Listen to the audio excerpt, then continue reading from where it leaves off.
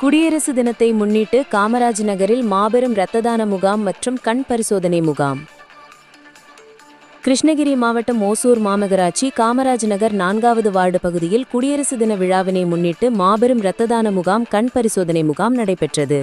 இந்த முகாமில் பொது பரிசோதனை, இரத்த அழுத்தம், சர்க்கரை நோய், மகப்பேறு மருத்துவம், இருதய நோய், காய்ச்சல், தலைவலி, வைட்டமின் குறைபாடுகள், தைராய்டு பிரச்சினைகள், கேஸ்ட்ரிக் பிரச்சினைகள், சிறுநீரக நோய், கிட்டப்பார்வை, தூரப்பார்வை, கண் குறைபாடுகள் உள்ளிட்ட அனைத்து விதமான பரிசோதனைகள் செய்யப்பட்டது.